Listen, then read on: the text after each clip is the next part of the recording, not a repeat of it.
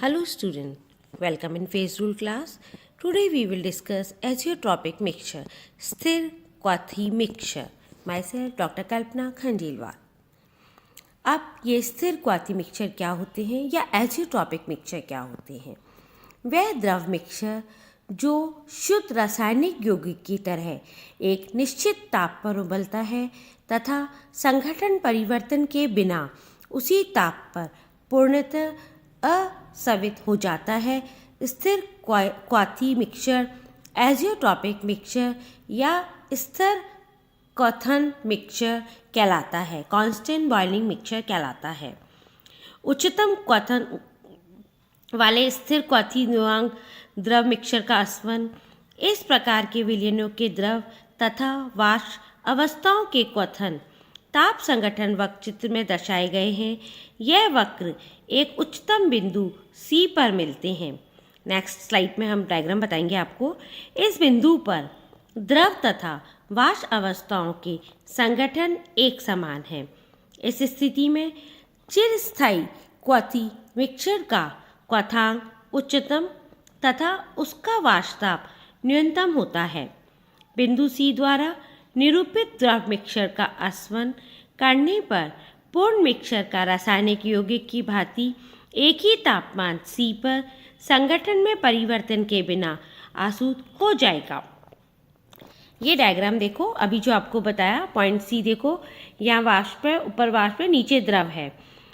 अब यहाँ 100% A है, 100% B इस तरफ है. स्टूडेंट्स मेरे ख्याल से अब तो आपको ग्राफ समझ आने लग गया होगा. इस वाले एक्सेस पे बॉइलिंग पॉइंट है, इस पे कॉम्पोजिशन है.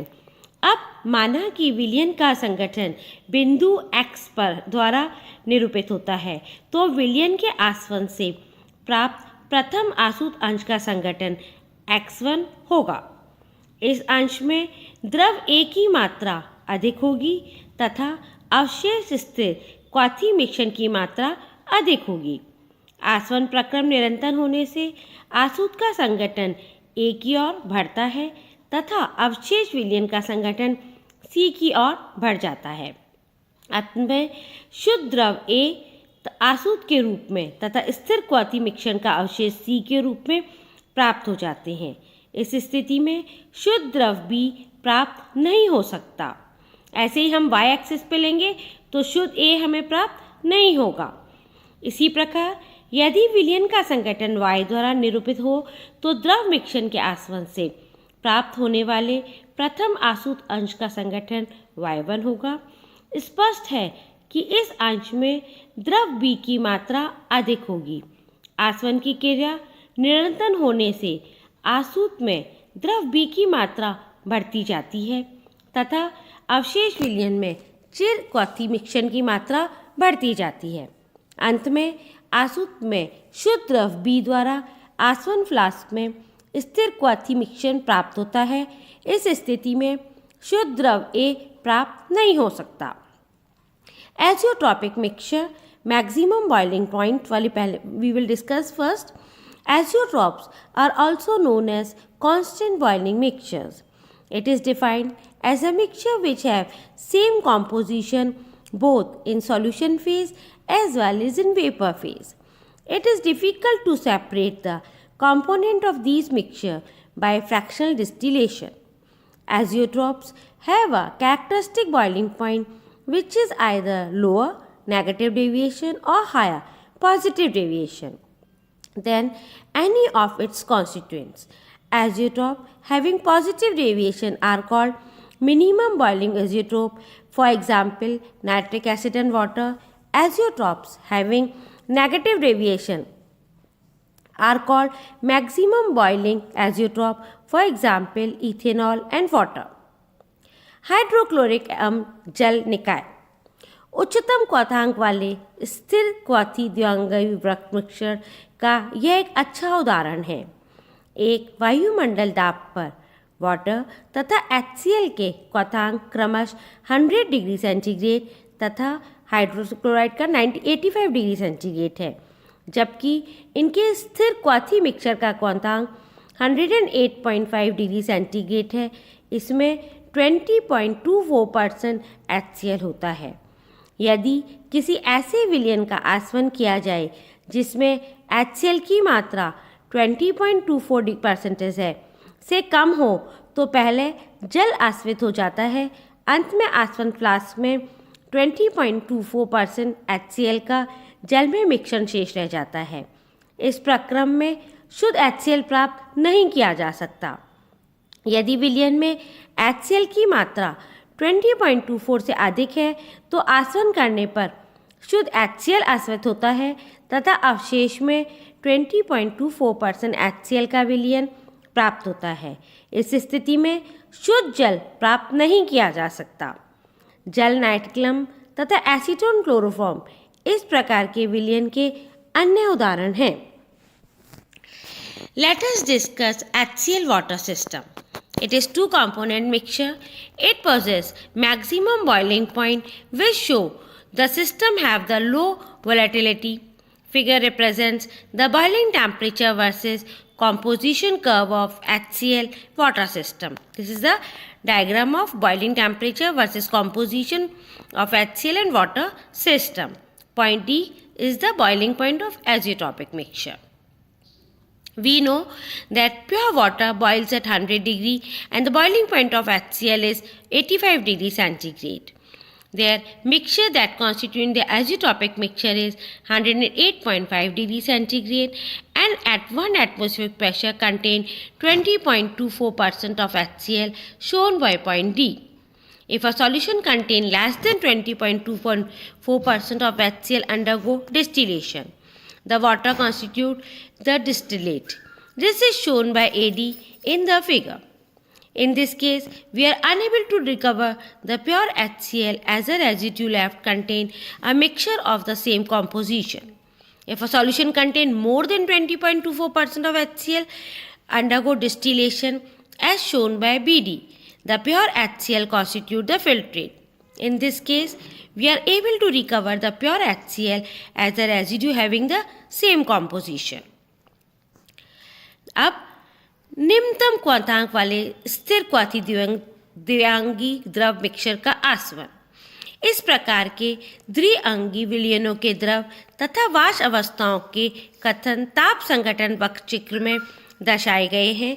यह वक्र एक निम्नतम बिंदु C पर मिलते हैं। इस बिंदु पर द्रव तथा वाष्प अवस्थाओं के संगठन एक समान है। बिंदु C द्वारा निरूपित द्रव मिक्सचर का आसवन करने पर पूर्ण मिक्सचर एक रासायनिक यौगिक की भांति एक ही तापमान C पर संगठन में परिवर्तन के बिना असवित हो जाता है। सेम है, नेगेटिव और पॉजिटिव जैसे हमने पहले पढ़ा था उसी तरह का है ये। अब माना कि विलयन का संगठन बिंदु X द्वारा निरूपित है। इस विलयन के आसवन से प्राप्त प्रथम आसुत अंश का संगठन X1 होगा। इस अंश में स्थिर क्वाथी मिक्सचर की मात्रा अधिक होगी तथा अवशेष में अवयव A की मात्रा अधिक होगी। आसवन प्रक्रम निरंतर होने से आसुत का संगठन C की ओर बढ़ता है तथा अवशेष विलयन का संगठन A की ओर बढ़ता है। अंत में C संगठन का न्यूनतम क्वथनांक वाला स्थिर क्वाथी मिश्रण आसुत के रूप में प्राप्त होता है तथा शुद्ध द्रव A आसवन फ्लास्क में शेष रह जाता है। इस स्थिति में शुद्ध द्रव B प्राप्त नहीं हो सकता। इसी प्रकार यदि विलयन का संगठन Y द्वारा निरूपित हो तो मिश्रण के आसवन से प्राप्त होने वाले प्रथम आसुत अंश का संगठन Y1 होगा। स्पष्ट है कि इस अंश में स्थिर क्वाथी मिश्रण का मात्रा अधिक होगी। आसवन की क्रिया निरंतर होते रहने से आसुत में स्थिर क्वाथी मिश्रण की मात्रा बढ़ती जाती है तथा अवशेष विलयन में द्रव B की मात्रा बढ़ती जाती है। अंत में आसुत में स्थिर क्वाथी मिक्सचर तथा आसवन फ्लास्क में शुद्ध द्रव B शेष रह जाता है। इस स्थिति में शुद्ध द्रव A प्राप्त नहीं हो सकता। ये हम डायग्राम एक बार देख लें। देखो X नियर टू A तरफ है, Y नियर टू B है, तो यहाँ A एब्सेंट होगा, वहाँ B एब्सेंट होगा। एग्जाम्पल हम डिस्कस कर लेते हैं। एथेनॉल जल निकाय निम्नतम क्वथनांक वाले स्थिर क्वाथी द्विअंगी द्रव मिक्सचर का एक अच्छा उदाहरण है। एक वायुमंडल दाब पर जल तथा एथेनॉल को हम मिलाएंगे तो इनकी क्वथनांक क्रमश 100 डिग्री, हमें पता है वाटर का, और एथेनॉल का 78 डिग्री है, जबकि इनके स्थिर क्वथी मिक्सचर का क्वथनांक 78.13 डिग्री सेंटीग्रेड है। बिंदु सी के संगत स्थिर क्वथी मिक्सचर का संगठन 95.6% एथेनॉल होता है। यदि शुद्ध जल तथा 95.6% एथेनॉल का मिक्सचर का आसवन किया जाए तो 95.6% एथेनॉल आसूत के रूप में तथा शुद्ध जल अवशेष के रूप में प्राप्त होता है। इस स्थिति में शुद्ध एथेनॉल प्राप्त नहीं किया जा सकता। दूसरी ओर यदि शुद्ध एथेनॉल तथा 95.6% एथेनॉल के मिक्सचर का आसवन किया जाए तो 95.6% एथेनॉल आसूत के रूप में और शुद्ध एथेनॉल अवशेष के रूप में प्राप्त होता है। इस स्थिति में शुद्ध जल प्राप्त नहीं किया जा सकता। इसी प्रकार के अन्य उदाहरण हैं जल पिराडीन, बेंजीन एसिटिक अम्ल तथा carbon disulphide ethyl acetate.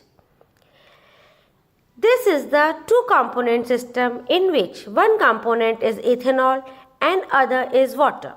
The azeotropic mixture of ethanol and water boils at 78.13 degrees centigrade at 1 atmospheric pressure. The mixture contains 95.6% of ethanolic solution in water. Figure shows the diagram of ethanol and water. If a solution having composition between pure water and 95.6% ethanol undergo distillation as shown in figure by AC, ethanol constitutes the distillate while the pure water constitutes the residue. In second case, if the solution having composition between pure ethanol and 95.6% ethanol undergoes distillation as shown in figure by BC, ethanol 95.6% and pure ethanol get separated. Thank you.